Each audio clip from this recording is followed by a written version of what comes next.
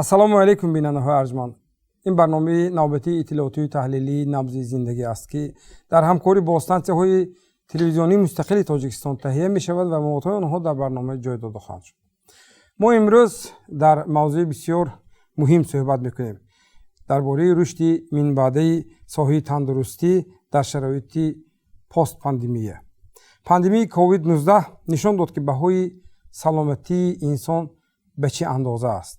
имрӯз мо дар барнома бо мутахассисон ва ояндаи ин мавзӯъ як кӯшиш мекунем ки назария андохта бошем. пандемияи COVID-19 арзиши саломатии инсонро муайян кард. Ин бемории сироятӣ барои кормандони соҳаи тандурустӣ имтиҳони ҷиддӣ буд. Мушкилоти соҳаи тандурустии кишвар кадомҳоянд? То кадом андоза ин соҳаи ҳаётан муҳим ба ислоҳот ниёз дорад? COVID-19 ва сабақҳои он ба мо. мутахассисони мавзӯи ин масъалаҳоро шарҳ медиҳанд. Мусаббия Абдуллоева, табиб омӯзгори маркази таълимии клиникии тибби оилавӣ дар вилояти Суғд ва Музаффар Раҳматуллоев, нозири ҳуқуқи меҳнати кумитаи иттифоқҳои касабаи кормандони тандурустӣ ва ҳифзи иҷтимоии вилояти Суғд дар минбари коршиносии барнома. бинандаҳои арҷманд, дар минбари коршиносӣ имрӯза ҳузур доранд Абдуллоева Мусаббия Абдуҳакимовна, табиб омӯзгори маркази таълимии клиникии тибби оилавӣ дар вилояти Суғд. маълума хуш омадед мегӯям. аз ҳамин пандемия барои худатон чӣ сабақ гирифтед? ман гуфтани ҳастам ки ин сирояти коронавируси COVID-19 ин бемории нав барои на фақат табибони мо, барои ҳамаи аҳолие ки дар Тоҷикистон ҳастанд, балки дар ҳамаи дунё ин беморӣ паҳн шудааст. Конечно, мо аз аввал намедонистем чӣ хел рафтор кардан лозим бо ин беморон, чӣ хел табобат кардан лозим ин бемория. Ташкилоти умуми ҷаҳони тандурустӣ протокол паҳн кардан ва таҷрибаи дигар табибона гирифтем ва ҳамин табобаташа ҳозир мо аз худ кардем. чӣ хеле ки медонед ки мавҷ ба беморшавӣ бисёр буд, фафт бисёр буд. мавҷи дуюм ба уже фафт на он қадар бисёр шуд ва беморшавӣ камтар шуд. мо фаҳмидем ки чӣ хел табобат кардан дар ин бемория. на фақат дар беморхона, дар хона ҳам табобат мекунем. ҳамин табибони оилавӣ хона ба рафта нигоҳубин кардан ин хел беморона ва бемороне ки сабук гузаронидани бемория хона ба табобат гирифтанд ва сиҳат шуданд. бале, ташаккур. муаллима, мушкилоти имрӯзи соҳаи тандурустӣ кадом аст? мушкилоти асосӣ барои соҳаи тандурустӣ норасои кадрҳо мебошад. ҳамин хел шароит шуд ки беморӣ авҷ гирид, бемор бисёр шуд. мо маҷбур шудем мутахассисонам ин бемория табобат кардан, кардиологам, нервопатологам, ҳамошон ҳамин беморикади корбарӣ кардан. дигар камбудӣ ҳам гӯем не на он қадар камбудӣ ҳам бошад ки мо ба таҷҳизот камӣ мекард. мо ҳамин мешудагӣ ин бемория вай накардем генератор лозим буд, пулс оксиметр лозим буд. ҳамина то мо ҷамъ кардем. ҳозир ҳар якта духтур пулс оксиметр дорад, рафта мебинад кислород чӣ хел хунаш ба лозим шавад. ҳамаи марказҳои саломатӣ ва оксигенератор дорад. ҳамин беморӣ ба мо кӯш карда табобат мекунем, бемории вазнина. бале, ташаккур. мо ҳам мисол дидем ки роҳбарияти вилоят зимни натиҷагирӣ ва вохӯрӣ бо табибон аз хизматҳои онҳо ёдовар шуд. ҳамешагӣ роҳбарияти давлат ҳукумат сар ин масъалаҳо таваҷҷӯҳ доранд. гуфтанд ки воқеан ин нафарони хилъати сафедпӯш дар он хатти сурх бисёр корнамоиҳо нишон доданд. сухан дар мавриди ба баҳои ҷонашон бо ин гӯем вирус мубориза бурданд. ба андеши шумо то кадом андоза имрӯз ана ҳамон имтиёзҳое ки барои гӯем нафароне ки масалан дар хатти сурх кор кардан, воқеан ба онҳо ба фикри шумо кадом имтиёзҳо бояд дода шавад ки воқеан гӯем ки инҳо дар як марҳилаи бисёр ҳассос ва душвор кор карданд? имтиёзҳо ин чӣ мегӯем акун хай шароит барои кор ташкил кардан лозим ки ҳама чиз таги даст ба бошад, ҳам доруворӣ, ҳам таҷҳизот. ҳозир ба ин ба камбудиш нест. хай боз чӣ маоши мо маълум аз тарафи давлат хай дастгирӣ карда истоданд, мукофот пулӣ метиҳанд.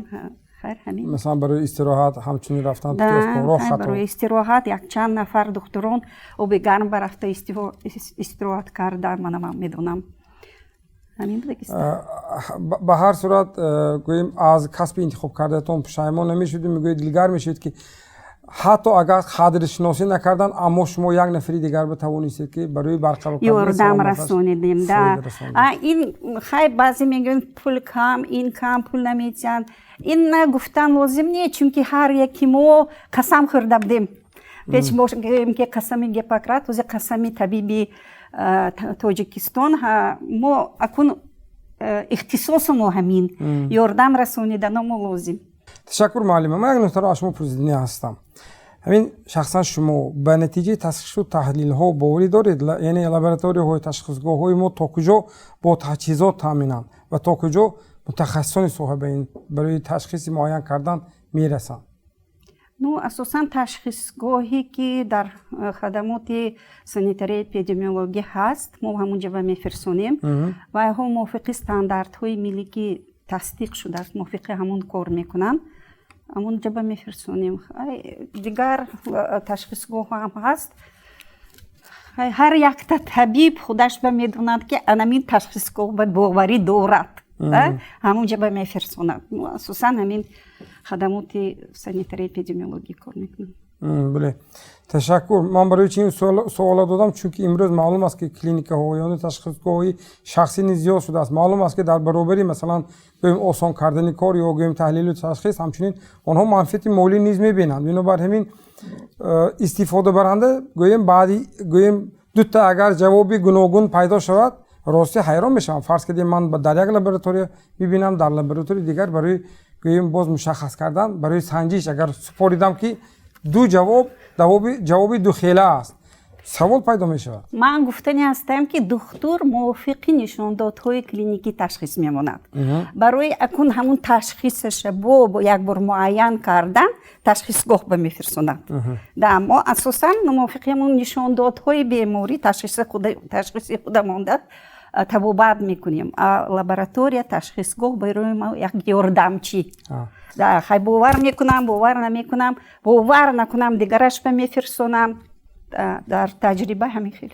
یعنی 60% کارو علاقه طبیب در روبرو دیدنش تکو. نه 60% نه، даже можно گفتن تا 80% از روی پرسش، از روی معاینه همین خیلی تشخیص میمونه. تشکر. سوال جمعی من معلم. من در آغاز از شما پرسیدم که از کووید برای خودتون چی سبق گرفتید؟ شما با مردم کار میکنید. کووید به مردم چی سبق داد؟ مردم از این برای خودشون یک عبرت هم گرفتن؟ من گفتنی هستم که یک سوی دانشی مردم اوید تازگی، اوید دستشویی، اوید رفتار در جایهای جمعیتی، وقتی سلفه، عطسه، همین ما باز یک بار بهتر کردیم. غیر از این پوشیدن همین نقاب. این نه فقط وقتی کووید با ما هم تو ملاحظه کنیم وقتی که ما نقاب مردم مجبور کردیم نقاب پوشیم همون عادی گریپ اوری که میگوییم همین هم کمتر شد. همین همش ما به نظرم مردم باز یک بار یادآوری کنندیم و بهتر کردیم. مردم فهمیدن که مثلا سلامتی خودشون پیش از همه در دست خودشون دارن.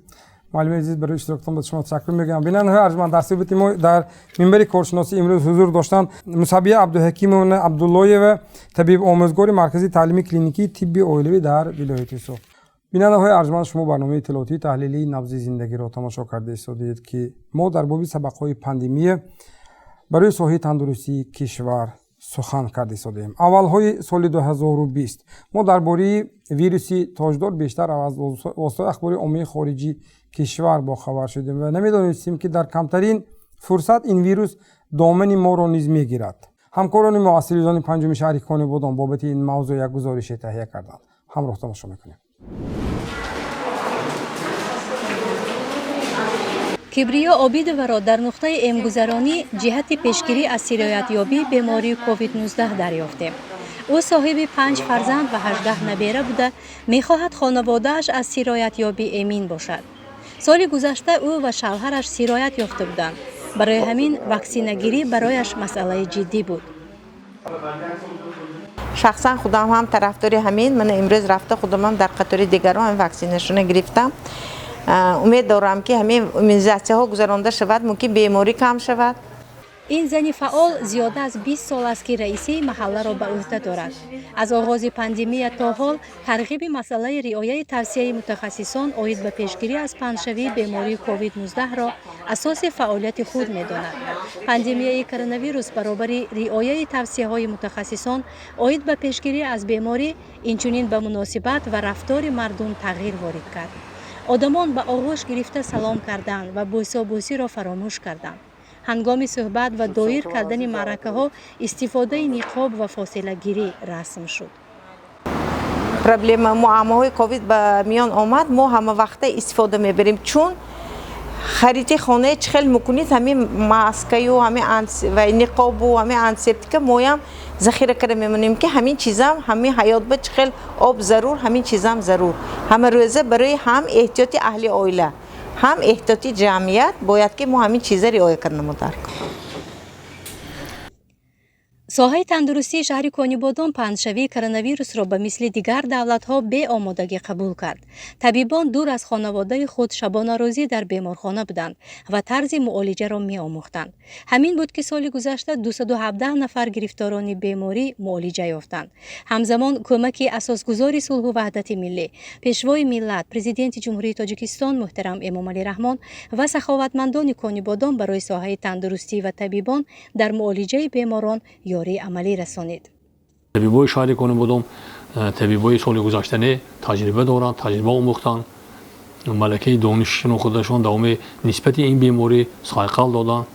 البته طبیبان نیز به واسطه در زیج تماس زیج با بیماران در خط سرخ یا این در خط اول بودند. البته اونها هم به تاثیر نموند به طبیبان نیز این بیماری. طبیبان نفران زیاد بودند که طبیبای ما این بیماری را اثر گذراندن، تبابت شفا یافتن، باز به صفحه کار برآمدن، کار و فعالیت کرده ایستادن. مشکلی‌ها آید به واسطه‌های تکنیکی، محافظتی و داروواری پسی سر شدند. امروزها از واکسین‌های استرازینیکا 840 وایه، مدرنا 19000 وایه و کروناوک 11500 وایه که به کنیبودان وارد شده است، امگذرانی ادامه دارد.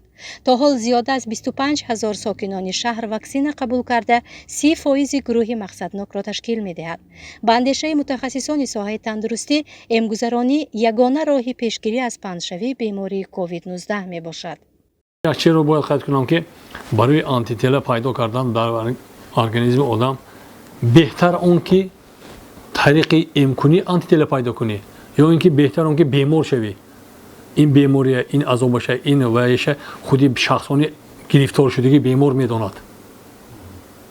من همچون طبیب توصیه میدم که بهتر میشد همون آنتیتله طریق امگذرانی خلق پیدا کند و گرفتاری همین بیماری نشود. پسر یگانه عائله کبریا عابد و پرویز که در مهاجرت مهنتی است، قریب 2 سال است که به دیداربینی نآمده است. مادر باشد می‌خواهد که فرزندان و پیوندان زود به دیدار همدیگر برسند. برنامه را ادامه می‌دهیم. همه ساله همه کشورهای روی عالم از جمله تاجیکستان نیز وقتی تهیه و بررسی بودجه برای سال آینده حتما خراجات соҳаҳои хоҷагии халқ ро ба инобат мегиранд, аз ҷумла соҳаи тандурустиро низ. одатан хароҷоти соҳаҳоро дар муқоиса бо фоиз дар ҳаҷми маҷмӯи маҳсулоти дохилӣ ки онро ба русӣ внутренний валовый продукт низ мегӯянд ҳисоб мекунанд. дар тоҷикистон аз буҷаи давлатӣ ба дастгирии соҳаи тандурустӣ маблағи муайяне равона мешавад ки он баробари 7-12% маҷмӯи маҳсулоти дохилии кишвар мебошад. дар рӯи олам аз ҳама бештар иёлоти муттаҳидаи амрико бо хароҷот дар соҳаи тандурустӣ дар ҷои аввал меистад ки баробари 17.1% маҷмӯи маҳсулоти дохилияш мебошад. дар кишварҳои пасушӯравӣ кадом давлат ба соҳаи тандурустӣ хароҷоти бештар дорад? бахши маълумоти графикӣ манзури шумо.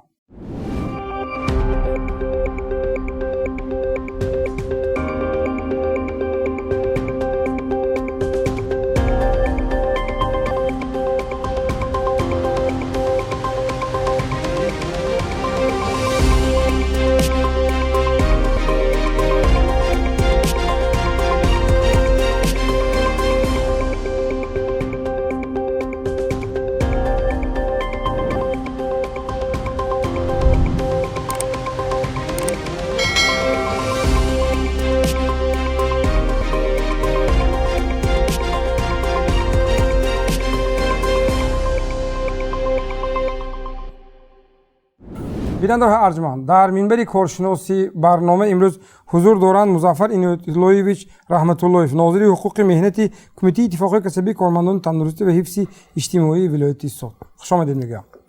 саволи нахустини ман чунин аст. Пандемия барои кормандони соҳаи тандурустӣ чӣ буд? имтиҳони тобовар будан ё нишон додани ҷасорату башардӯстӣ? ба назари ман ҳардуш. ҳам имтиҳон, ҳам нишон додани ҷасорат. албатта вақте ки пандемия сар шуд, мана маълума чӣ хел қайд кардан, табибонда дасташонанда на протокол, на дигар чизҳо буд. дар баъзе ҷоҳо фақат бо як ҳамин бо ниқоб қабул карда истода ҳамин табобатии сар карда буданд. ин албатта ҳамчун ҷасорат, ҳам шумо аввалаш аст. имтиҳон баст. ташаккур. хуб, ба андеши шумо ҳуқуқҳои меҳнатии кормандони тандурустӣ аз табиб сар карда то ҳамшири шафқат ки дар шароити басо душвор кор карданд, яъне дар хатти сух буданд, то куҷо риоя ва ҷуброн карда шуда истодааст?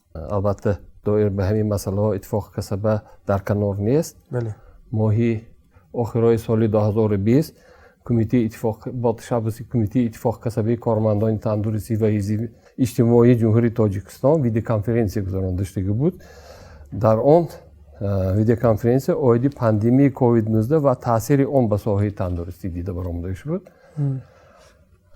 дар конференсия намояндаҳои ташкилоти байналмилалии меҳнат аз Женева, намояндаҳои он дар давлатҳои Европаи Шарқӣ ва Осиёи Миёна аз Москва, аз Федератсияи иттифоқҳои касба, аз вазорати тандурустӣ ва ҳифзи иҷтимоии аҳолии ҷумҳурии Тоҷикистон, кумитаҳои иттифоқи касбии вилоятию ва шаҳри Душанбе иштирок доштанд.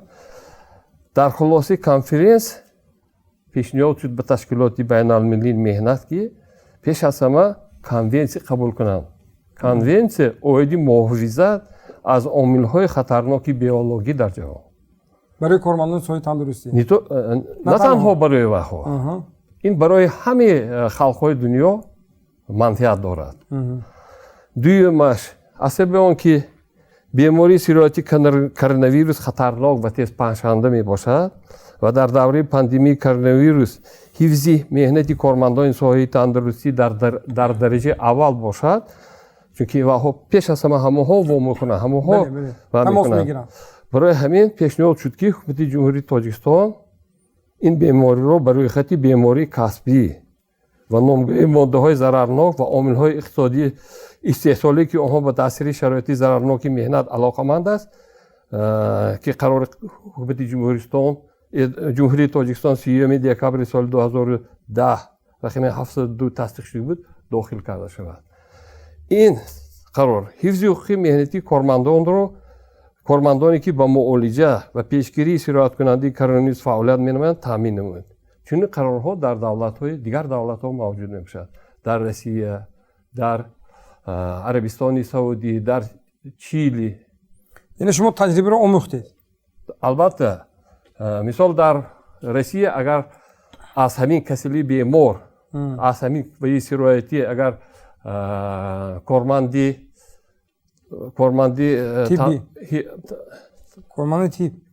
тиб агар фавт шуд, агар як вақта то 2 миллион пул ҷудо карда мешавад.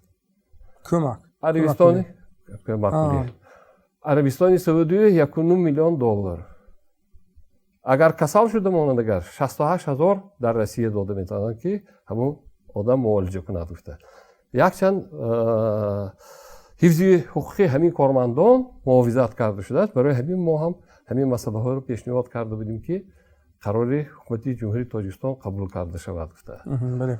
як масъалаи дигарам ҳаст ки ман мехоҳам ба қавле ки агар дар дег бошад ҳатман ба кафлис мегӯяд ку, яъне агар имкониятҳои гӯи моддии иқтисодӣ, нишондиҳандаҳои иқтисодӣ агар рӯ ба инкишоф бошад, ҳатман бозам роҳбари давлат ва ҳукумат ба ин соҳа бозам таваҷҷӯҳи бештар мекунанд. ман як нуктаро аз шумо пурсида ҳастам. соҳаи тандурустӣ имрӯз ба ислоҳот ниёз дорад баъди оне ки масалан пандемия воқеан ҳам ҳамаро дар як ҳолати ногувор ҳам гузошт, на танҳо соҳаи тандурустӣ дар Тоҷикистон, яъне тамоми дунё ба ин гӯем вирус омода набуд.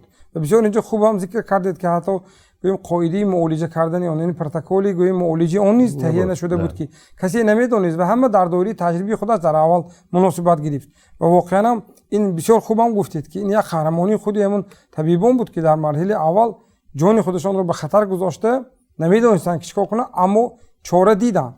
و امروز بعد اونی که مثلا ما دیدیم جاهای گویم ضعف خودمون رو احساس کردیم، امروز گفته میتونیم که مثلا به اصلاحات نیاز دارد. اگر ها در آن صورت کدام کار رو در درجه اول باید اجرا کنیم؟ تشخیصگاه‌هایی که هست همون جاها رو بیشتر ما تجهیزات‌های نو در آورده ایستاده مجهزین کننده ما در کار کی هر یک همین ما در دنیا چند نمونه‌های شتامپی کرونا ویروس موجود میباشد ما همون دانسته ایستاده ما در کار. بغیر از این پیشنهاد میشد که همین بیمارخانه‌های سرایتی و ایش کلانتر کردنشون در کار برای قبول شمارهای کات زیاد کردن در کار که قبول کرده توانند. بعد از این از بس که در دوره پاندمی کارگرای زیاد که جلب میشد، من معلم چخب که گفتن هر خیل ما همه آموزاندن ما در کار. البته سیستمی که СССР اتفاق کسبی جایگیر کرده بود نسبت به دیگر دولت ها یعنی ما برد کرد. بله. لکن ما تغییرات در آورده ایستاده همین مسئله ها رو ما بیشتر دیدن ما در کار. این چونین در همین و مزد مهنتی کارمندان. بله. معاش کارمندان صحیح تیپ باید البته زیاد شده نشده. پرابلم اساسی این میگراتسی کارمندانی تیپ میباشد که بسیاری آنها به روسیه برفتند. من وزیر تندورستی جمهوری تاجیکستان ماهی март ба дастгоҳи президенти мактуб фиристода буданд ки дар даври пандемия соли гузашта 144 нафар табиб рафт. дар 2 моҳ зиёда аз 30 нафар. дар 2 моҳ январу феврал мо кадрои тайёри худомоя агар эҳтиёт накунем агар оянда вазни мешавад. худаш ҳозир норасогии кадрҳо ҳамин вазнинӣ ва онҳое ки дар ҳамон ҷо кор карда истодаанд. агар мо инҳо ва ҳавасманд накуниму маблағҳошонро вақташ бенатим чӣ мешавад?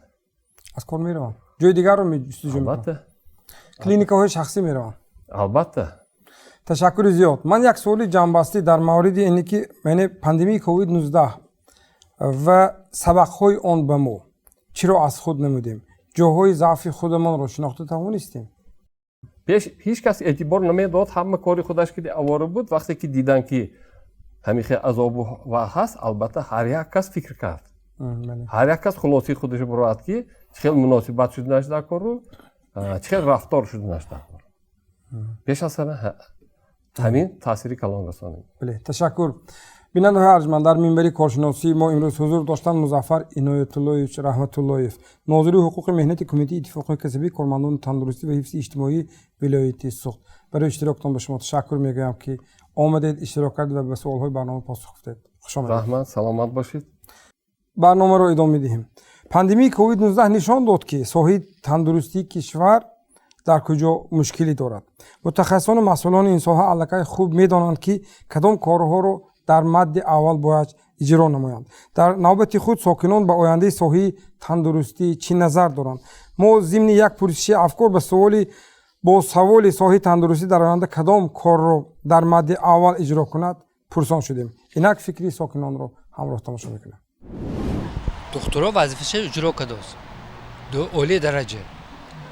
ин кори зиёд намешавад. нақс мешавад аз тарафи агар ҳукумат дастгирӣ кунану хел рафта хонда бо ваҳошона такмил дода биён агар бо нағз мешавад. дараҷаи аълова мешавад. бо хизматҳои ини тандурустӣ ини ҳамашон бо дараҷаи аълова мешавад.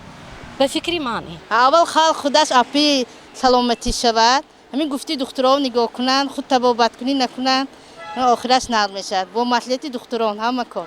кормандони тибам бояд хуб кор кунанд, консултация кунанд, бояд вохӯриҳо бо ҷамъият ба мардум бошад. ба фикрам духтурои худ мо табибои хуб дорем. шояд ки ҳамон маошшон баландтар мекарданд, дилшон гармтар мешуд, бо хубтар кор мекарданд. барои пеши кор онҳо ҳамеша муҳайё кардан кор. از آنجا ماهانه اگر پول هم دکترها زیادتر کنند داریم آماده شوند بسیار خوب میشد.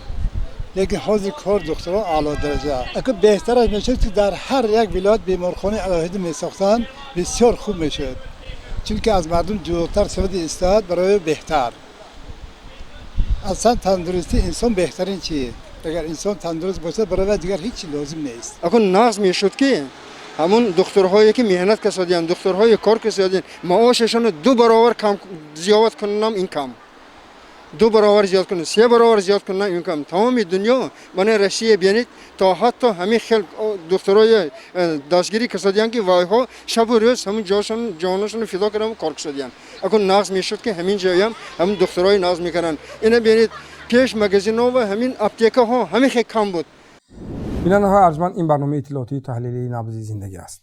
زمانی پیدایش از ویروسی کووید 19 همه کشورهای روی عالم را راستی به تهلکه انداخت. آهسته به آن واکسن تهیه شد. امروز علاقه یکچند نمودی واکسن را استفاده کرده شدند. فرهنگ گرفتن واکسن و پیشگیری از آریزه‌های آن را امروز در تاجیکستان نیز خوب درک کردند. گزارش نوبتی برنامه از پایتخت آماده کرده شده است که همکاری ما امام علی سیدزاد از آژانس آزیا پلاس بابت این موضوع یک گزارش تهیه کرده است. مرحمت همراهتان شما میکنیم. این آزمایشگاه ملی تندرستی جمعیتی در شهر دوشنبه است. چون این یک لابراتوری تا چند سال پیش وجود نداشت. آن را حکومت کشور به خاطر مبارزه و پیشگیری از بیماری کرونا ویروس تعمیر و از نو سازی کرد. در زمان پندمیا در کشور 10 بیمارخانه تعمیر و برای مبارزه با این ویروس مطابق کرده شدند. به نظر کارشناسان وارد شدن پندمیا به تاجیکستان و تمامی کشورهای دیگر دنیا غیر انتظار بود و کمبودی‌های بخش تندرستی را در همه کشورها آشکار کرد. اولین نشانه‌های کرونا ویروس در تاجیکستان ماه دکبر سال 2019 پیدا شد و با پایفشاری جامعه شهروندی آخر ماه اپریل سال 2020 حکومت تاجیکستان موجودیت آن را تصدیق کرد. عبدالخلیق خالقزاده سردار بیمارخانه ابن سینای پایتخت میگوید وضعیت در ابتدا خیلی وخیم بود چون این بیماری برای طبیبان ناشناس بود و دکتران از طبابت آن عاجز بودند. ولی از این پندمیا سبق‌های زیادی برداشت کردند. من فکر می‌کنم سبقی که باید برداشته باشند این است که کمبودی‌های صحه تندرستی رو بیشتر این پندمیا آشکار کرد. چه از جهت تأمینات، چه از جهت تأسیسات، چه از جهت تجهیزات و چه از جهت متخصصین. این درس‌هایی که مدیریت صحه باید از این پندمی برداشته باشد. ولی درسی که یعنی جامعه پزشکی برداشت یک کمی فرق میکند. جامعه پزشکی تاجیک و اصلا جامعه تاجیکستان یک سبق گرفت از اینجا که در همه حال و بخصوص در وضع پندمی همین ما هستیم و جامعه هست و همین دکترای تاجیک. تا سنه 11 آگوست در کشور بیش از 1.5 میلیون شهروندان خود را بر ضد کرونا ویروس اعم کردند. پایه دوم واکسن را باشد تا این زمان تقریبا 140,000 نفر گرفته است.